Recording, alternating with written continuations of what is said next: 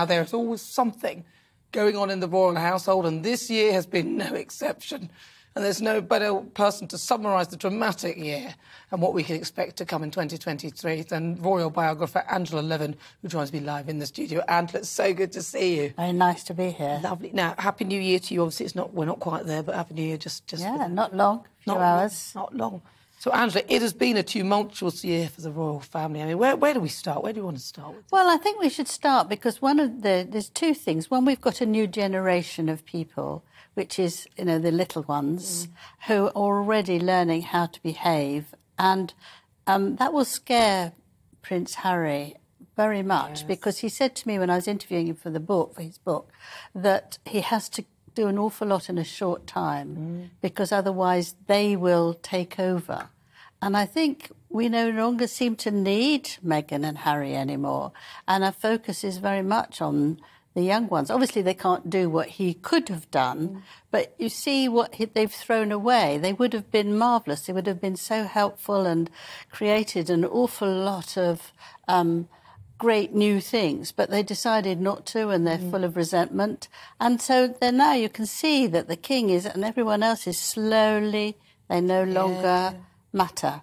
And I think that's a huge thing that we've come to with this very, very difficult, very busy year.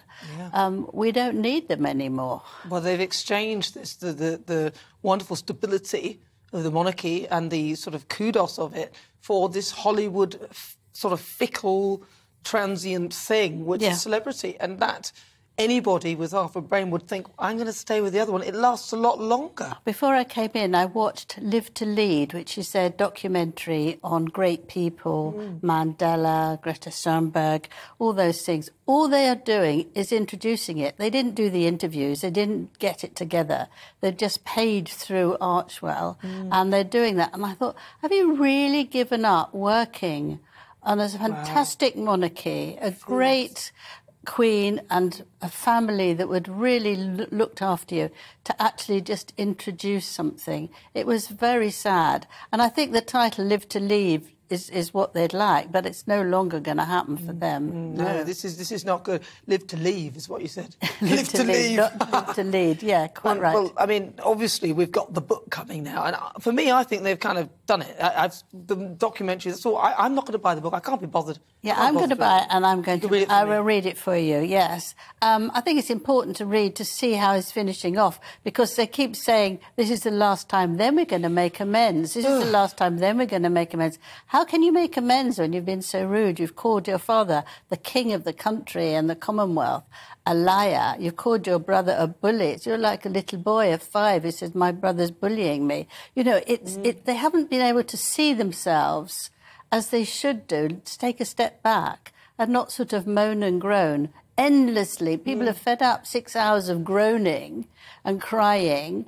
It's not going to get you anywhere. No introspection, was there? There was no looking inwards at what have I done to create this? Where have I gotten wrong? What can I do to repair this? Yes. What is my part in this? It was all about, oh, look what you've done to us. It's poor me. It is all this. It was literally, there was not even the tiniest speck of humility. No, well, the worst of it all is when Meghan was saying that she was on a flight and someone came to see her, knelt down, took his hat off, knelt down and said, thank you so much for what you've done to the country. He said, there's somebody for all that I'd given up, the only person. It's a bit like saying, how are you? And he did that a few years ago in South Africa.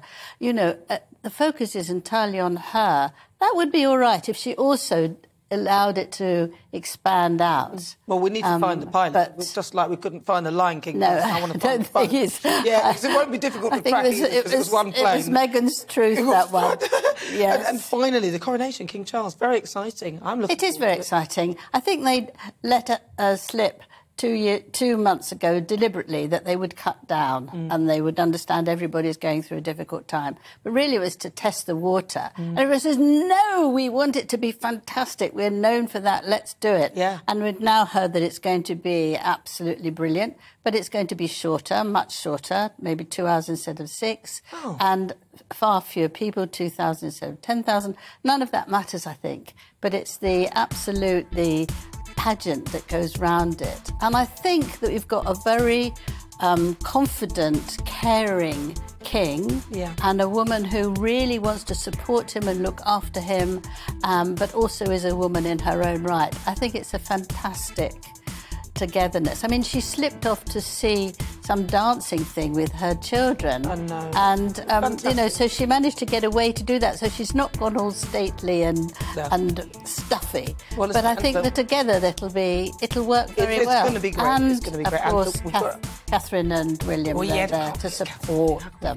Listen, Angela, the music is here, which means I'm running out of time. Angela Levin, thank you very much for joining me as ever. Royal biographer Angela Levin.